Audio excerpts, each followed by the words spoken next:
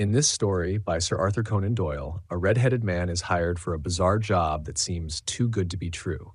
It falls on Holmes to figure out what's really going on. This story is full of twists, wit, and, as usual, brilliant deductions, reminding us once again why Holmes is such an iconic character. Fun and engaging, it's perfect for anyone who loves a good mystery with a dash of humor. Story number 2 in the adventures of Sherlock Holmes, The Red-Headed League. I had called upon my friend Mr. Sherlock Holmes one day in the autumn of last year and found him in deep conversation with a very stout, florid-faced, elderly gentleman with fiery red hair. With an apology for my intrusion, I was about to withdraw when Holmes pulled me abruptly into the room and closed the door behind me. "You could not possibly have come at a better time, my dear Watson," he said cordially. "I was afraid that you were engaged." "So I am. Very much so."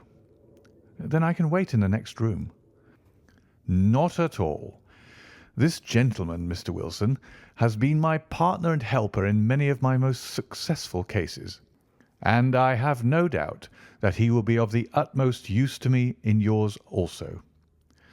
The stout gentleman half rose from his chair and gave a bob of greeting, with a quick little questioning glance from his small, fat-encircled eyes.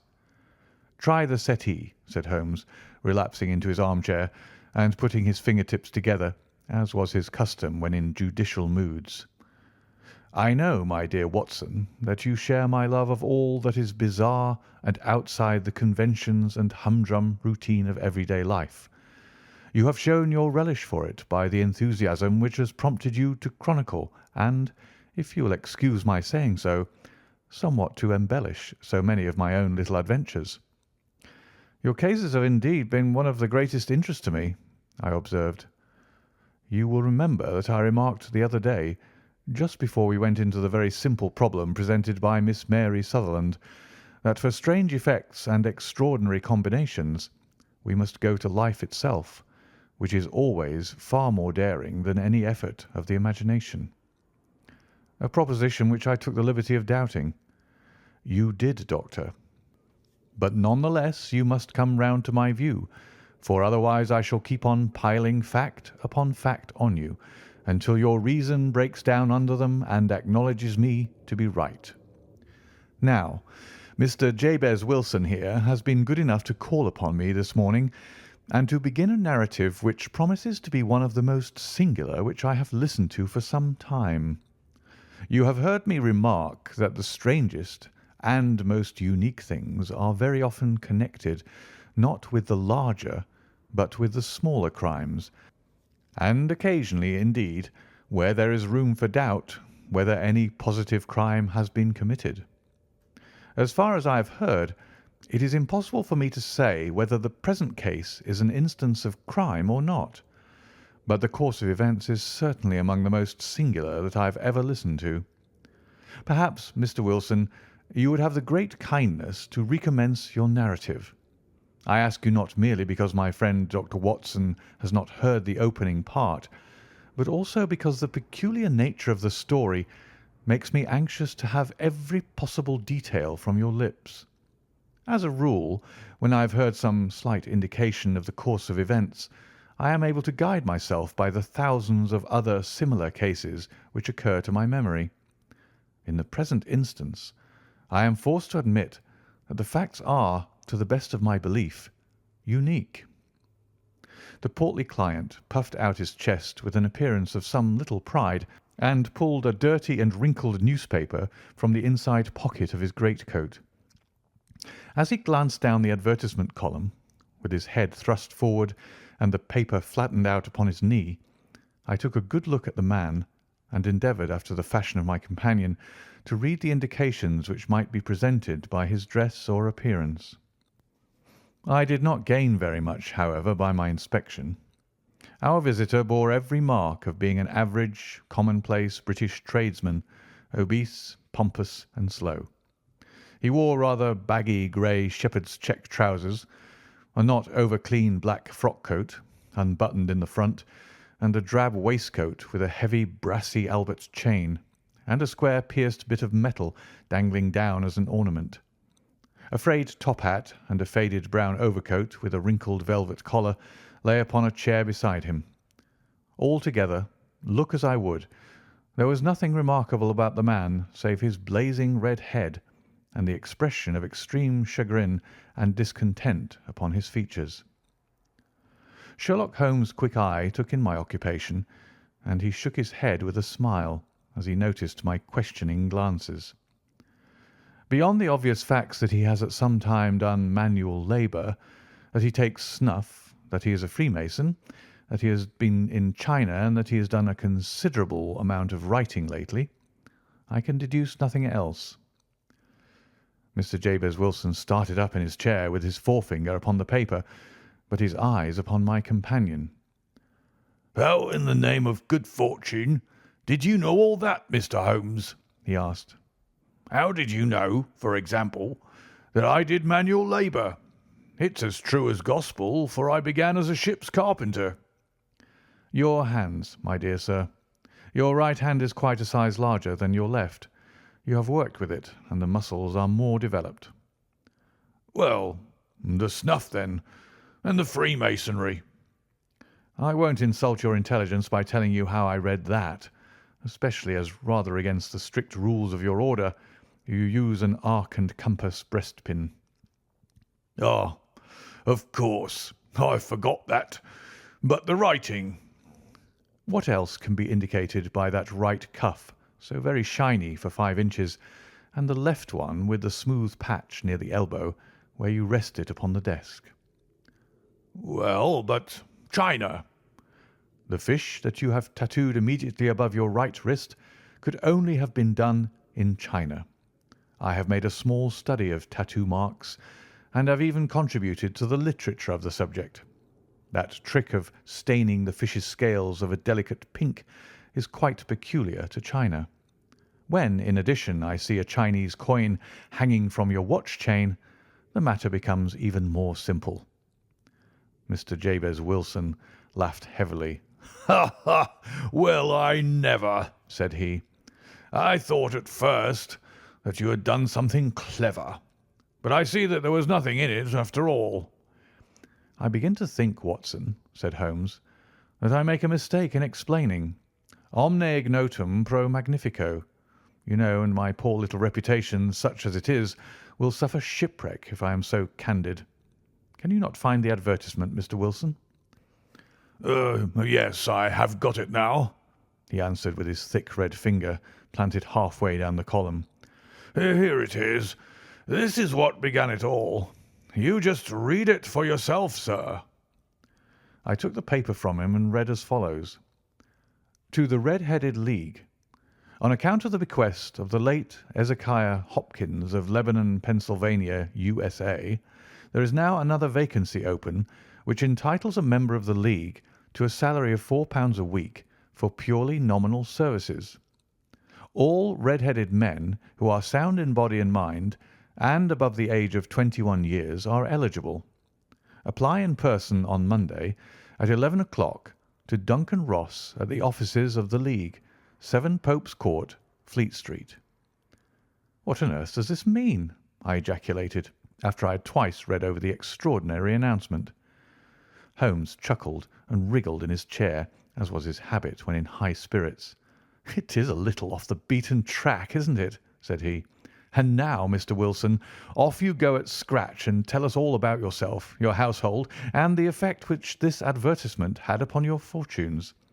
You will first make a note, Doctor, of the paper and the date." It is the Morning Chronicle of April 27th, 1890. Just 2 months ago. Very good. Now, Mr. Wilson? "Well, it is just as I've been telling you, Mr. Sherlock Holmes," said Jabez Wilson, mopping his forehead. "I have a small pawnbroker's business at Coburg Square, near the sea. It's not a very large affair, and of late years it has not done more than just give me a living. I used to be able to keep 2 assistants, but now I only keep 1, and I would have a job to pay him, but that he is willing to come for half wages so as to learn the business. What is the name of this obliging youth?" asked Sherlock Holmes. "His name is Vincent Spaulding, and he's not such a youth either. It's hard to say his age.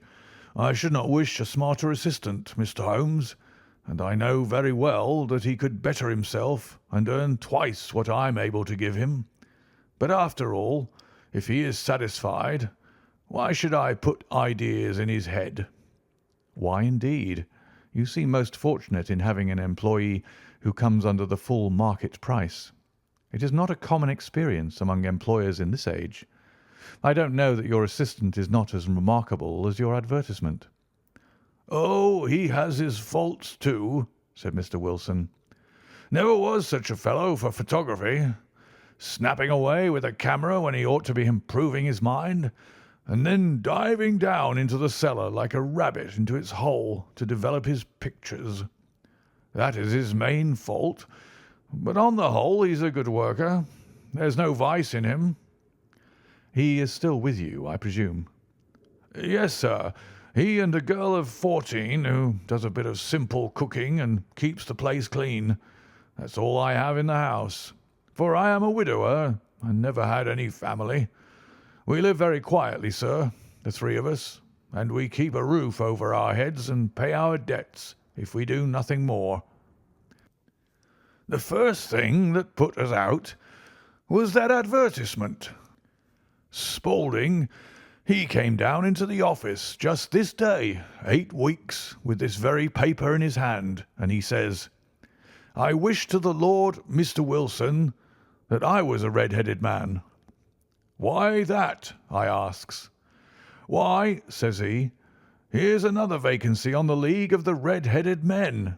It's worth quite a little fortune to any man who gets it, and I understand that there are more vacancies than there are men, so that the trustees are at their wits' end what to do with the money. If my hair would only change colour, there's a nice little crib all ready for me to step into.' 'Why, what is it then?' I asked.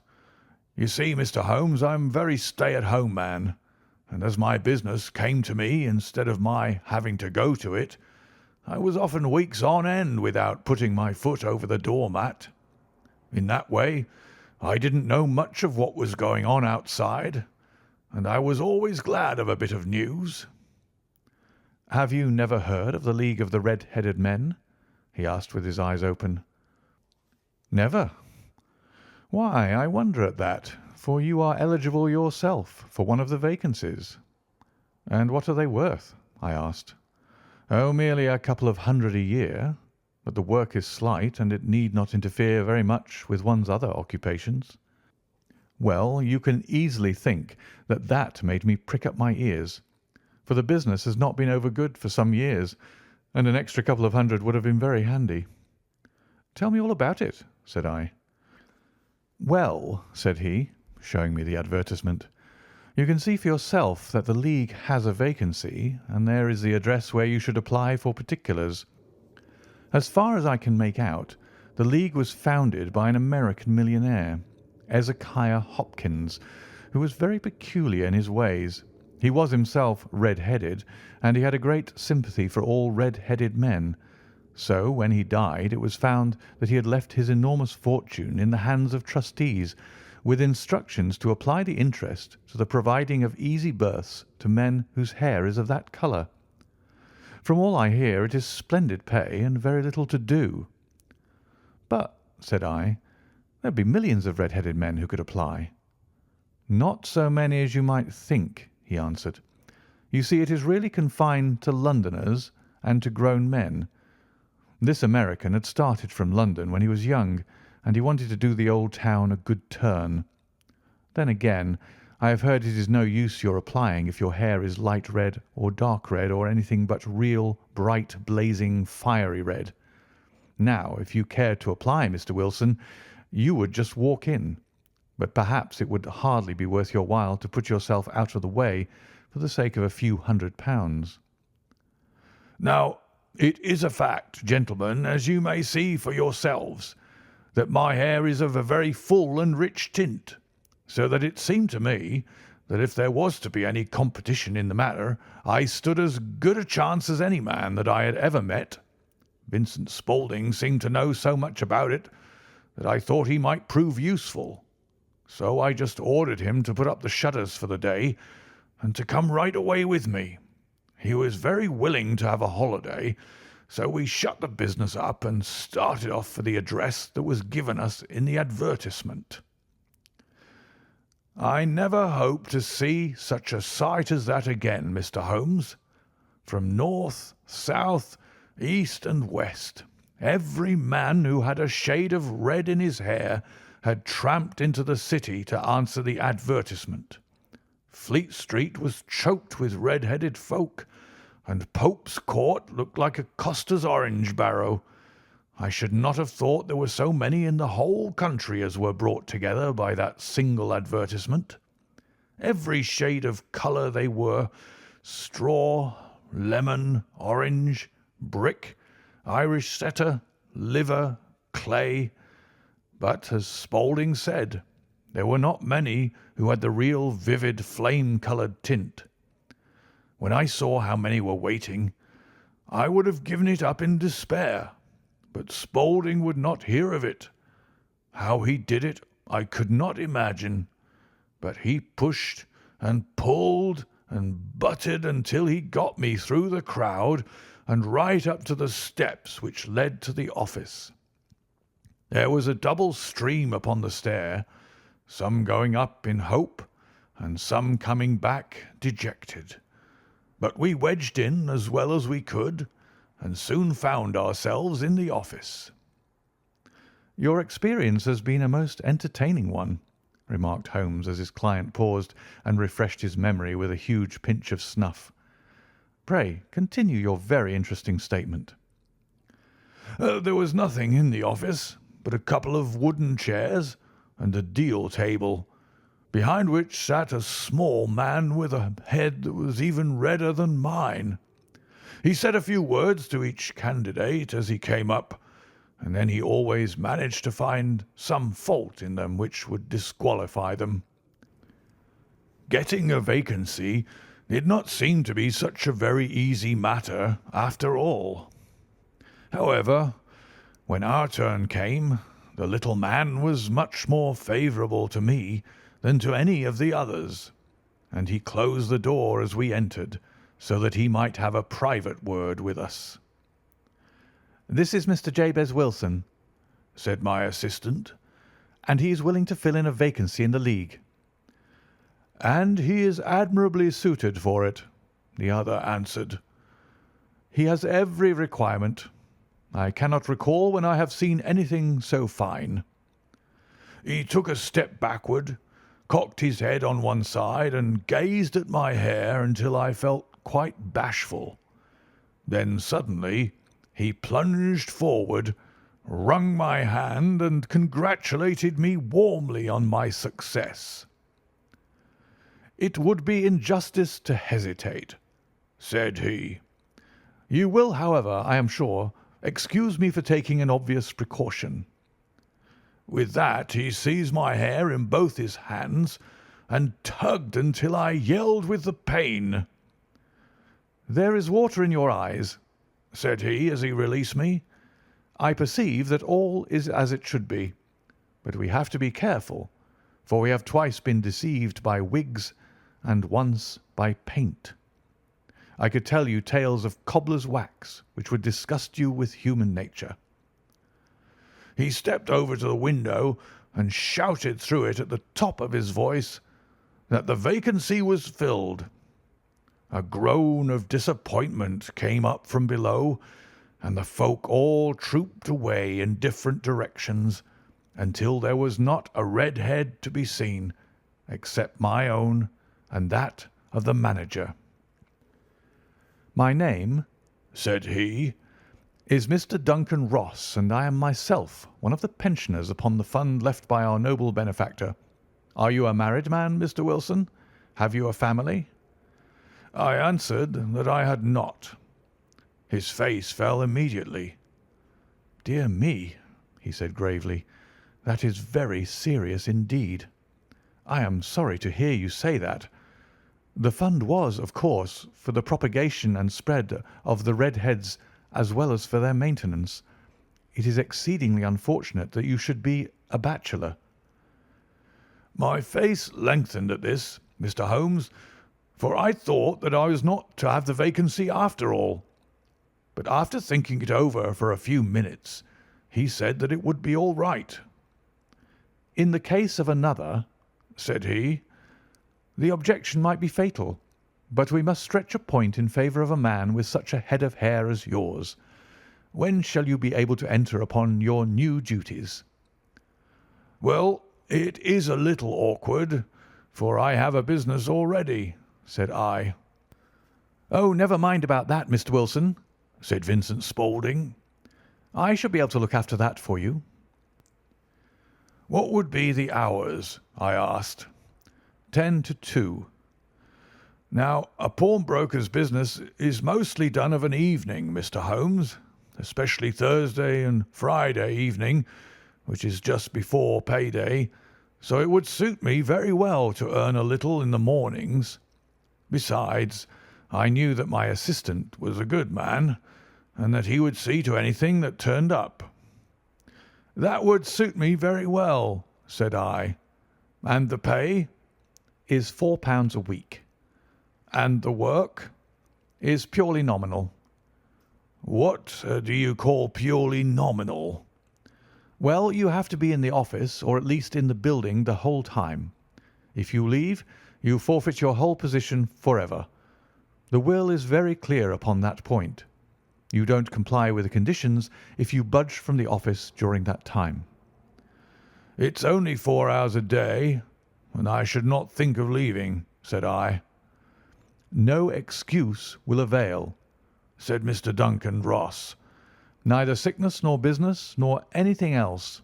There you must stay, or you lose your billet." "And the work?" "Is to copy out the Encyclopaedia Britannica. There is the first volume of it in that press. You must find your own ink, pens, and blotting paper, but we provide this table and chair. Will you be ready tomorrow?" "Certainly," I answered. "Then good-bye, Mr. Jabez Wilson, and let me congratulate you once more on the important position which you have been fortunate enough to gain." He bowed me out of the room, and I went home with my assistant, hardly knowing what to say or do. I was so pleased at my own good fortune. Well, I thought over the matter all day, and by evening I was in low spirits again, for I had quite persuaded myself that the whole affair must be some great hoax or fraud, though what its object might be I could not imagine. It seemed altogether past belief that anyone could make such a will, or that they should pay such a sum for doing anything so simple as copying out the Encyclopaedia Britannica. Vincent Spaulding did what he could do to cheer me up, but by bedtime I had reasoned myself out of the whole thing. However, in the morning I determined to have a look at it anyhow, so I bought a penny bottle of ink, and with a quill pen and 7 sheets of foolscap paper, I started off for Pope's Court. Well, to my surprise and delight, everything was as right as possible. The table was set out ready for me, and Mr. Duncan Ross was there to see that I got fairly to work. He started me off upon the letter A, and then he left me, but he would drop in from time to time to see that all was right with me. At 2 o'clock he bade me good day, complimented me upon the amount that I had written, and locked the door of the office after me. This went on day after day, Mr. Holmes, and on Saturday the manager came in and planked down 4 gold sovereigns for my week's work. It was the same next week, and the same the week after. Every morning I was there at 10, and every afternoon I left at 2. By degrees, Mr. Duncan Ross took to coming in only once of a morning, and then, after a time, he did not come in at all. Still, of course, I never dared to leave the room for an instant, for I was not sure when he might come, and the billet was such a good one and suited me so well that I would not risk the loss of it. 8 weeks passed away like this, and I had written about abbots and archery and armour and architecture and Attica, and hoped with diligence that I might get on to the bees before very long.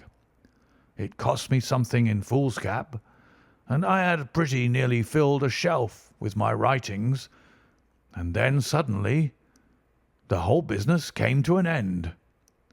To an end? Yes, sir, and no later than this morning. I went to my work as usual at 10 o'clock, but the door was shut and locked with a little square of cardboard hammered onto the middle of the panel with a tack. Here it is, and you can read for yourself. He held up a piece of white cardboard about the size of a sheet of notepaper. It read in this fashion: "The Red-Headed League is dissolved. October 9th, 1890. Sherlock Holmes and I surveyed this curt announcement and the rueful face behind it until the comical side of the affair so completely overtopped every other consideration that we both burst out into a roar of laughter. "I cannot see that there is anything very funny," cried our client, flushing up to the roots of his flaming head. "If you can do nothing better than laugh at me, I can go elsewhere." "No, no," cried Holmes, shoving him back into the chair from which he had half risen. "I really wouldn't miss your case for the world.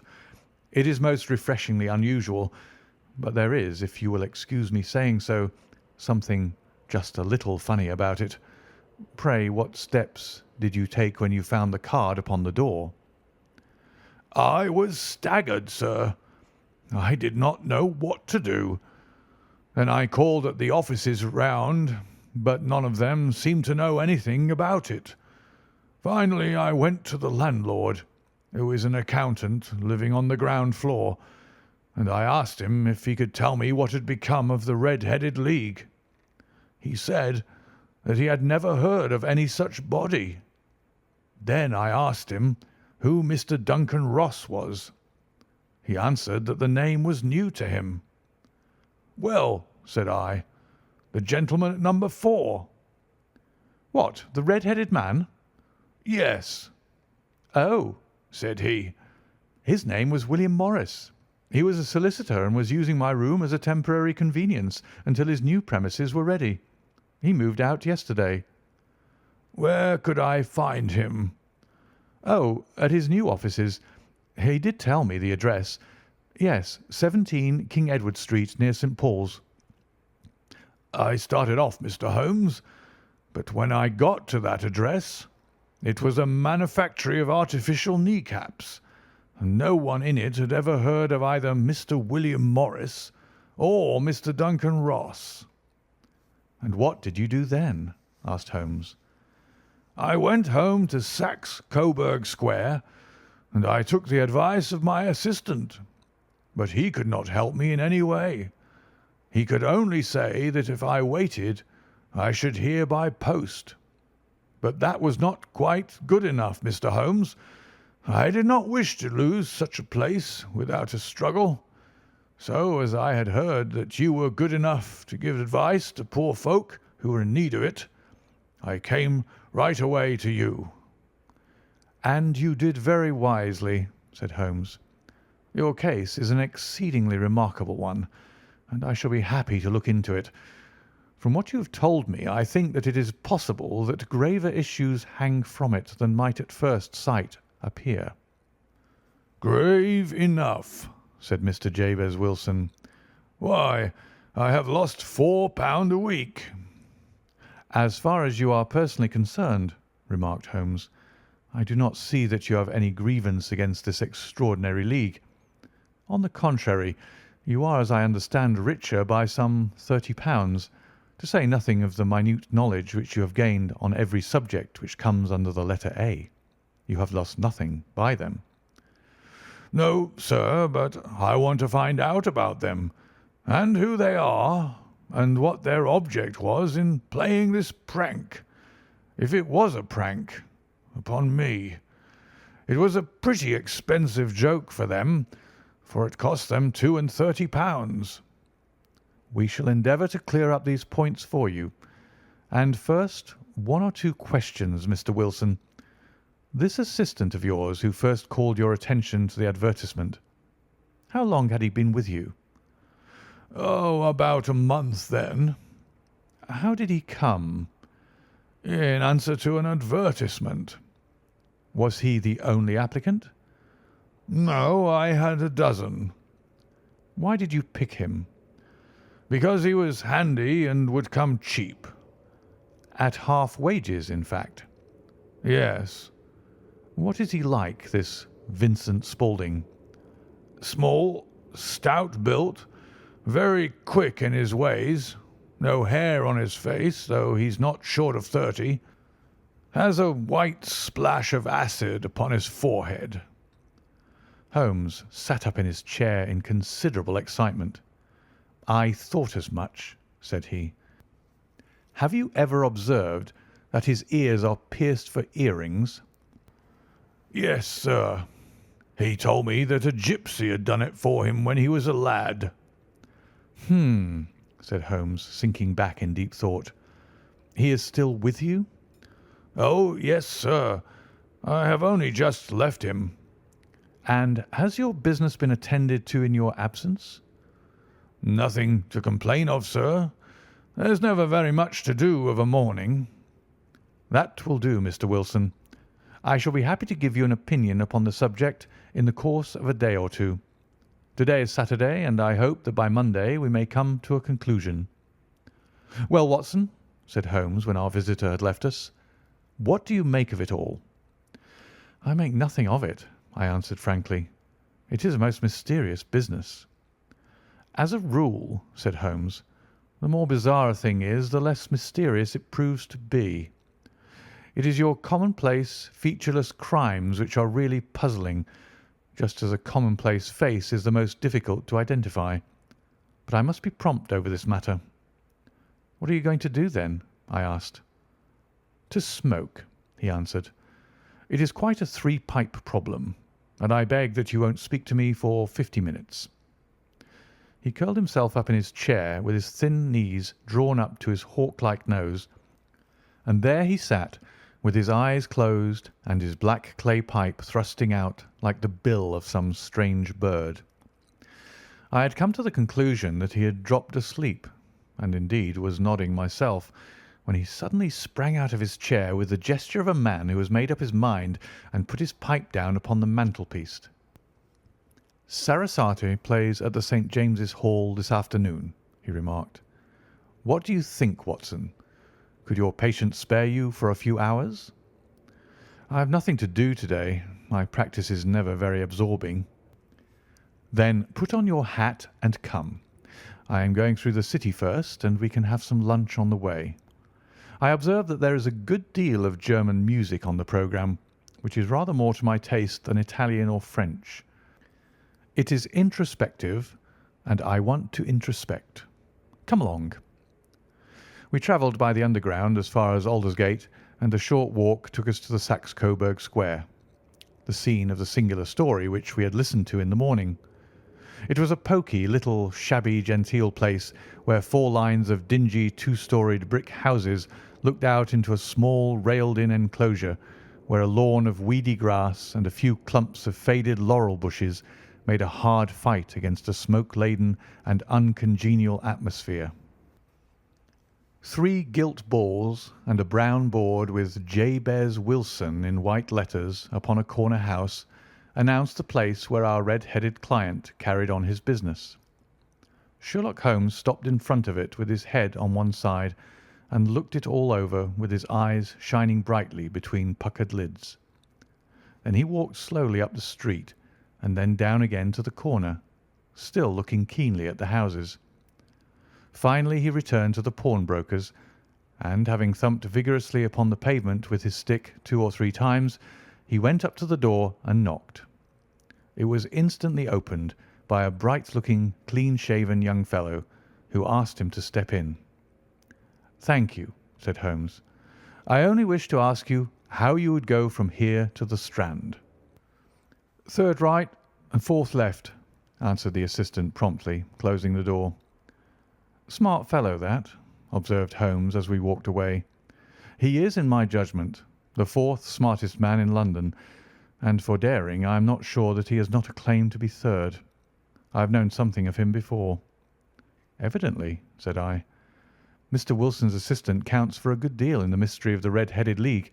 I am sure that you inquired your way merely in order that you might see him." "Not him." "What then?" "The knees of his trousers." "And what did you see?" "What I expected to see." "Why did you beat the pavement?" "My dear doctor, this is a time for observation, not for talk. We are spies in an enemy's country. We know something of Saxe-Coburg Square. Let us now explore the parts which lie behind it." The road in which we found ourselves as we turned round the corner from the retired Saxe-Coburg Square presented as great a contrast to it as the front of a picture does to the back. It was one of the main arteries which conveyed the traffic of the city to the north and west. The roadway was blocked with the immense stream of commerce flowing in a double tide inward and outward, while the footpaths were black with the hurrying swarm of pedestrians. It was difficult to realise, as we looked at the line of fine shops and stately business premises, that they really abutted on the other side upon the faded and stagnant square which we had just quitted. "Let me see," said Holmes, standing at the corner and glancing along the line. "I should like just to remember the order of the houses here. It is a hobby of mine to have an exact knowledge of London. There is Mortimer's, the tobacconist, the little newspaper shop, the Coburg branch of the City and Suburban Bank, the Vegetarian Restaurant, and Macfarlane's carriage-building depot. That carries us right on to the other block. And now, Doctor, we've done our work, so it's time we had some play. A sandwich and a cup of coffee, and then off to Violin Land, where all is sweetness and delicacy and harmony, and there are no red-headed clients to vex us with their conundrums." My friend was an enthusiastic musician, being himself not only a very capable performer, but a composer of no ordinary merit. All the afternoon he sat in the stalls, wrapped in the most perfect happiness, gently waving his long, thin fingers in time to the music, while his gently smiling face and his languid, dreamy eyes were as unlike those of Holmes the sleuth-hound, Holmes the relentless, keen-witted, ready-handed criminal agent, as it was possible to conceive. In his singular character, the dual nature alternately asserted itself, and his extreme exactness and astuteness represented, as I have often thought, the reaction against the poetic and contemplative mood which occasionally predominated in him. The swing of his nature took him from extreme languor to devouring energy, and, as I knew well, he was never so truly formidable as when, for days on end, he had been lounging in his armchair amid his improvisations and his black-letter editions. Then it was that the lust of the chase would suddenly come upon him, and that his brilliant reasoning power would rise to the level of intuition, until those who were unacquainted with his methods would look askance at him as on a man whose knowledge was not that of other mortals. When I saw him that afternoon so enwrapped in the music at St. James's Hall, I felt that an evil time might be coming upon those whom he had set himself to hunt down. "You want to go home, no doubt, Doctor," he remarked as we emerged. "Yes, it would be as well. And I have some business to do which will take some hours. This business at Coburg Square is serious." "Why serious?" "A considerable crime is in contemplation. I have every reason to believe that we shall be in time to stop it. But today being Saturday rather complicates matters. I shall want your help tonight." "At what time?" 10 will be early enough. I shall be at Baker Street at 10. Very well. And I say, Doctor, there may be some little danger, so kindly put your army revolver in your pocket." He waved his hand, turned on his heel, and disappeared in an instant among the crowd. I trust that I am not more dense than my neighbours, but I was always oppressed with a sense of my own stupidity in my dealings with Sherlock Holmes. Here I had heard what he had heard. I had seen what he had seen. And yet from his words it was evident that he saw clearly not only what had happened, but what was about to happen, while to me the whole business was still confused and grotesque. As I drove home to my house in Kensington, I thought over it all, from the extraordinary story of the red-headed copier of the encyclopaedia down to the visit to Saxe-Coburg Square, and the ominous words with which he had parted from me. What was this nocturnal expedition, and why should I go armed? Where were we going, and what were we to do? I had the hint from Holmes that this smooth-faced pawnbroker's assistant was a formidable man, a man who might play a deep game. I tried to puzzle it out, but gave it up in despair and set the matter aside until night should bring an explanation. It was 9:15 when I started from home and made my way across the park and so through Oxford Street to Baker Street. 2 hansoms were standing at the door, and as I entered the passage I heard the sound of voices from above. On entering his room, I found Holmes in animated conversation with 2 men, one of whom I recognised as Peter Jones, the official police agent, while the other was a long, thin, sad-faced man with a very shiny hat and oppressively respectable frock-coat. "Ha! Our party is complete," said Holmes, buttoning up his pea-jacket and taking his heavy hunting crop from the rack. "Watson, I think you know Mr. Jones of Scotland Yard. Let me introduce you to Mr. Merryweather, who is to be our companion in tonight's adventure." "We are hunting in couples again, Doctor, you see," said Jones in his consequential way. "Our friend here is a wonderful man for starting a chase. All he wants is an old dog to help him to do the running down." "I hope a wild goose may not prove to be the end of our chase," observed Mr. Merryweather gloomily. "You may place considerable confidence in Mr. Holmes, sir," said the police agent loftily. "He has his own little methods, which are, if you won't mind my saying so, just a little too theoretical and fantastic, but he has the makings of a detective in him. It is not too much to say that once or twice, as in that business of the Sholto murder and the Agra treasure, he has been more nearly correct than the official force." "Oh, if you say so, Mr. Jones, it is all right," said the stranger with deference. "Still, I confess that I miss my rubber. It is the first Saturday night for 27 years that I have not had my rubber." "I think you will find," said Sherlock Holmes, "that you will play for a higher stake tonight than you have ever done yet, and that the play will be more exciting. For you, Mr. Merryweather, the stake will be some £30,000, and for you, Jones, it will be the man upon whom you wish to lay your hands." "John Clay, the murderer, thief, smasher, and forger. He's a young man, Mr. Merryweather, but he is at the head of his profession, and I would rather have my bracelets on him than any criminal in London. He's a remarkable man, is young John Clay. His grandfather was a royal duke, and he himself has been to Eton and Oxford. His brain is as cunning as his fingers, and though we might meet signs of him at every turn, we never know where to find the man himself. He'll crack a crib in Scotland one week and be raising money to build an orphanage in Cornwall the next. I've been on his track for years and have never set eyes on him yet." "I hope that I might have the pleasure of introducing you tonight."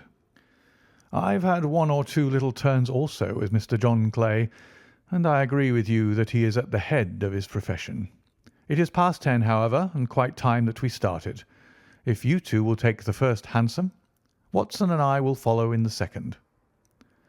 Sherlock Holmes was not very communicative during the long drive, and lay back in the cab humming the tunes which he had heard in the afternoon. We rattled through an endless labyrinth of gaslit streets until we emerged into Farrington Street. "We are close there now," my friend remarked. "This fellow Merryweather is a bank director, and personally interested in the matter. I thought it as well to have Jones with us also. He's not a bad fellow, though an absolute imbecile in his profession. He has one positive virtue. He's as brave as a bulldog and as tenacious as a lobster if he gets his claws upon anyone. Here we are, and they are waiting for us." We had reached the same crowded thoroughfare in which we had found ourselves in the morning. Our cabs were dismissed, and following the guidance of Mr. Merryweather, we passed down a narrow passage and through a side door which he opened for us.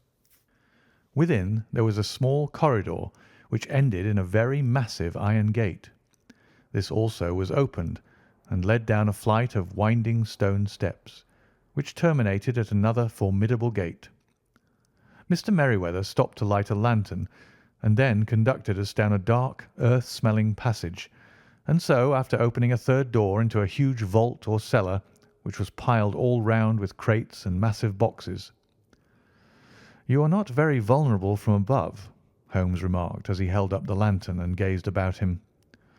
"Nor from below," said Mr. Merryweather, striking his stick upon the flags which lined the floor. "Why, dear me, it sounds quite hollow," he remarked, looking up in surprise.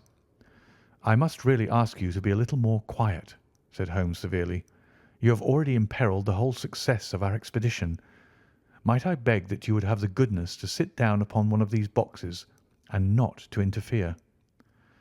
The solemn Mr. Merryweather perched himself upon a crate, with a very injured expression upon his face, while Holmes fell upon his knees upon the floor, and with the lantern and a magnifying lens began to examine minutely the cracks between the stones.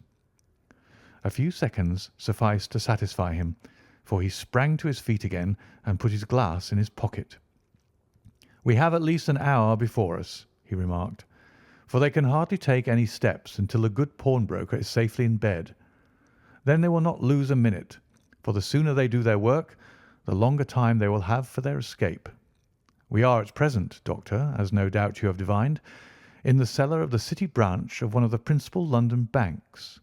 Mr. Merryweather is the chairman of directors, and he will explain to you that there are reasons why the more daring criminals of London should take a considerable interest in this cellar at present." "It is our French gold," whispered the director. "We have had several warnings that an attempt might be made upon it." "Your French gold?" "Yes. We had occasion some months ago to strengthen our resources, and borrowed for that purpose 30,000 napoleons from the Bank of France. It has become known that we have never had occasion to unpack the money, and that it is still lying in our cellar. The crate upon which I sit contains 2,000 napoleons packed between layers of lead foil. Our reserve of bullion is much larger at present than is usually kept in a single branch office, and the directors have had misgivings upon the subject." "Which were very well justified," observed Holmes. "And now it is time that we arranged our little plans. I expect that within an hour matters will come to a head. In the meantime, Mr. Merryweather, we must put that screen over that dark lantern." "And sit in the dark?" "I am afraid so. I had brought a pack of cards in my pocket, and I thought that as we were a partie carrée, you might have your rubber after all. But I see that the enemy's preparations have gone so far that we cannot risk the presence of a light. And first of all, we must choose our positions. These are daring men, and though we shall take them at a disadvantage, they may do us some harm unless we are careful. I shall stand behind this crate, and do you conceal yourselves behind those. Then, when I flash a light upon them, close in swiftly. If they fire, Watson, have no compunction about shooting them down." I placed my revolver, cocked, upon the top of the wooden case behind which I crouched. Holmes shot the slide across the front of his lantern and left us in pitch darkness.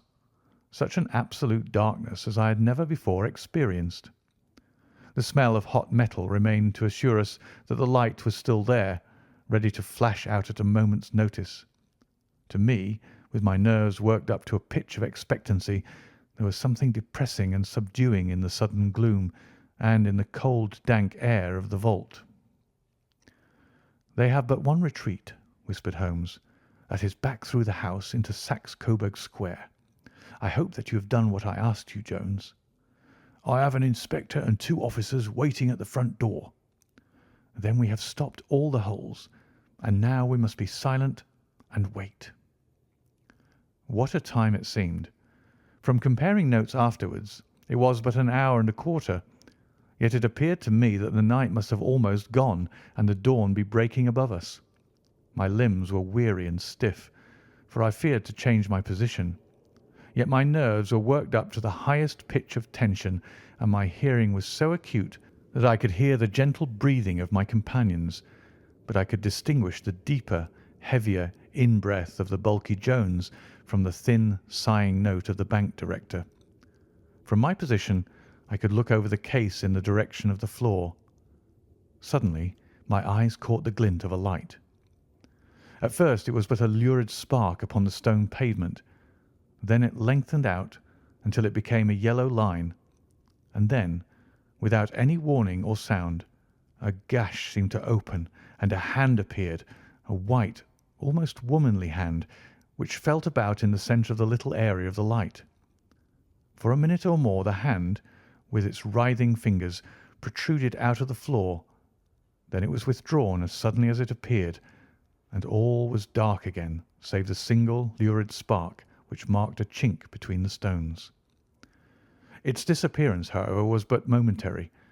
With a rending, tearing sound, one of the broad white stones turned over upon its side and left a square, gaping hole through which streamed the light of a lantern. Over the edge there peeped a clean-cut, boyish face, which looked keenly about it, and then, with a hand on either side of the aperture, drew itself shoulder-high and waist-high until one knee rested upon the edge. In another instant he stood at the side of the hole and was hauling after him a companion, lithe and small like himself, with a pale face and a shock of very red hair.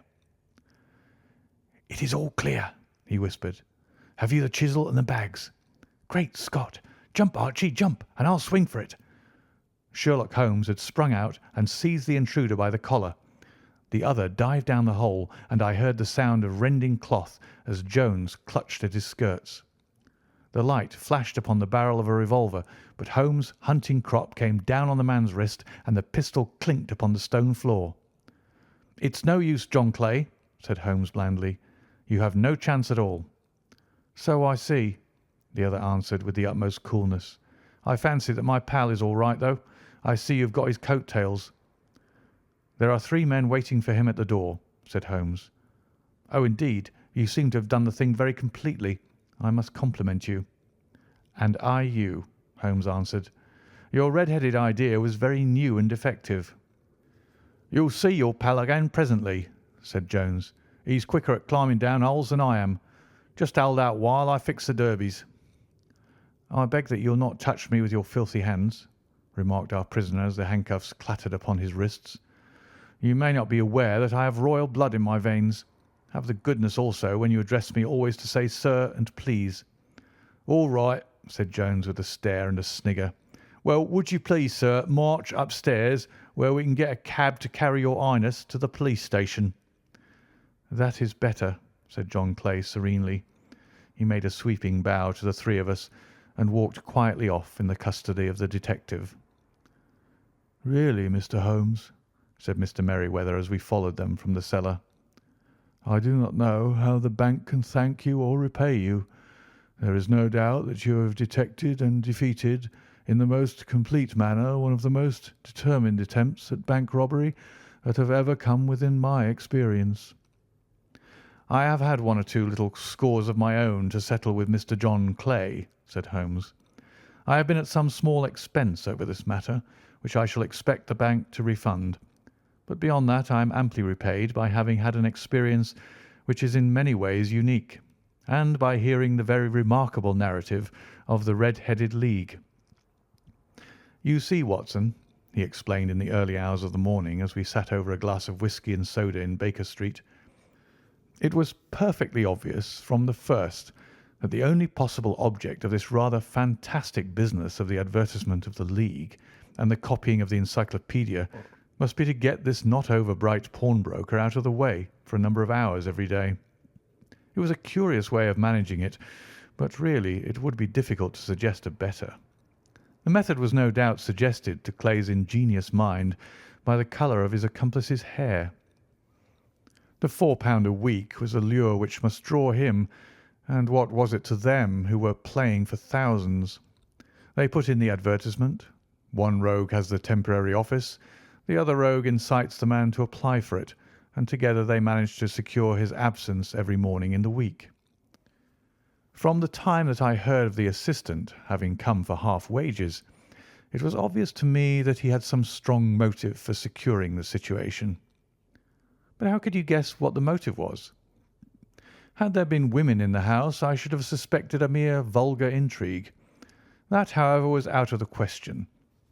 The man's business was a small one, and there was nothing in his house which could account for such elaborate preparations and such an expenditure as they were at.